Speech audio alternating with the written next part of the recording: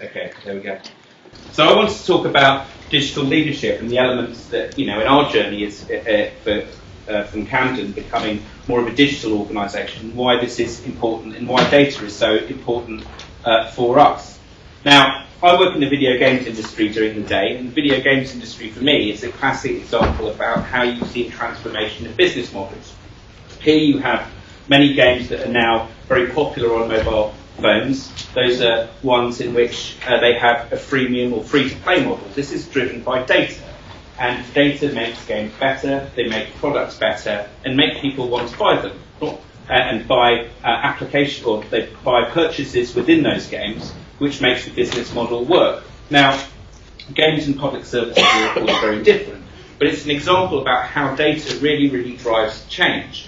What would happen if we were to look at public services, the data that we have, and really look at how we use that data to drive public services, not just to be better value for money, but to be more effective and to do what we want them to do. And of course, we're able to do this because the technology enables us to do that. So just like in the entertainment sector, new products and games are coming onto the market, we're able to do these things now in a way that perhaps we weren't able to do before.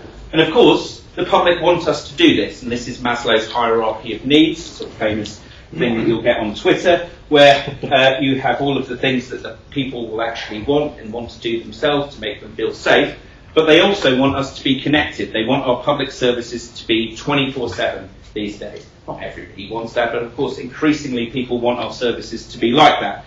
Apparently with this slide there's another one which says battery on top of that, which shows you the importance of infrastructure and all of these things. It's also important to us, the power of data and digital change is really, really important to us as a public authority because the digital economy is changing all around us. You can just look outside the window here in Kingston and see the profound change which is driven by organisations which have technology at their heart, whether it's the Guardian HQ, Central St Martin's, the University of Arts over there, the Francis Crick, which will be a major centre for the medtech industry here in the UK, or this place, which is Camden Town and Camden Lock, which is radically transforming itself from a place which was essentially sort of selling t-shirts and fashion to a place which will be a centre of creative technology. This is was formerly a storehouse. It's now a centre called Interchange, which has about 80 businesses in it in Camden Town. And that for us as an authority is also the future. So we need to respond to the needs of businesses. Also, fundamentally, over the past few years, we've faced huge challenges with our public service finances. And that means we couldn't just carry on budgeting in the way that we did before by bolstering departments and perhaps just sort of cutting money off here and there. We had to look at things in a fundamentally different way. So we've moved from the incremental budget setting that we had in the 1990s and the last decades more towards outcomes-based budgeting, where we define what we want and we work with other public services and work within the council, collapsing those departments and really seeking to use money not as just as spending, but as investment towards achieving those outcomes and reaching out beyond the council walls to do that. Fundamental to that is evidence and data, and that's why we need to raise our game, bring in new products, bring in new expertise in order to make that happen. And finally, and I think this is where this all comes together, is the devolution and integration agenda. As I said, we've reached beyond our walls in Camden, working with the NHS and the police and other public services. But I think where data takes us, and I hope this will be explored later on today, is really where we need to talk about the nature of the British state. Now, you could say EU on top of that. Let's not wait and see what happens later on today, but later on this week. But fundamentally, we need to think about at what level of society or government can a problem or a social problem be best solved. Citizen, family, community, town hall, region, city, Whitehall, all of these pose questions which I think data can help us on. So we're not talking about Whitehall solutions or town hall solutions. We can actually be talking about community solutions, regional solutions to problems such as skills, jobs, unemployment, public health, and a range of matters that are fundamentally important to the livelihoods of our citizens. So Camden's journey over the last few years has been one where we've brought in greater expertise. We've used more open data and analytics to really build our evidence base, and you'll see examples of this later on. We've worked better to integrate other services and join up data and create common platforms.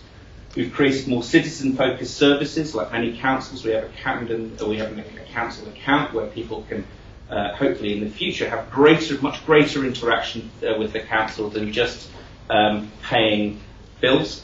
It will be a source of, I think, there'll be more of a dynamic between citizen and state in the future.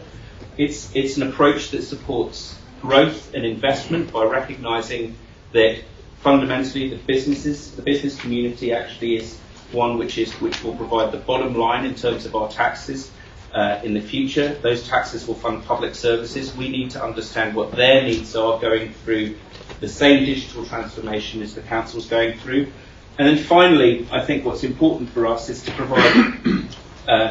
to collaborate as much as possible with other councils. We're hosting the local digital coalition, which is an offshoot of some work that was formerly within the Department of Communities and Local Government. So we're creating a space where council CIOs from across the country can talk about best practice and how we can share code, how we can have a culture of sharing rather than the closed culture that was there before. And also really pressing for greater coordination strategically, and you'll hear about this from Eddie and Andrew from a City Hall point of view, for the creation of a chief digital officer for London. What's the relationship between the boroughs and what's the relationship between boroughs and City Hall in order to do all of these things? It's not just a London issue, it's actually an issue for the rest of the country and is central to the devolution argument.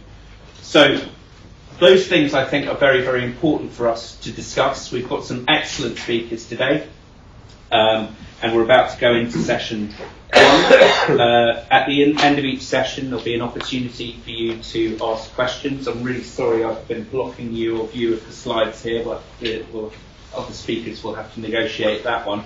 But I think it's fundamentally important that public authorities talk more publicly about the real opportunity that technology and real challenges that digital transformation has and the real opportunities it has. I think it is fundamental for the way public services will be changed, reformed and delivered in the future. So I hope you enjoy yourself this afternoon, and over to Claire for beginning session 1. Thank you.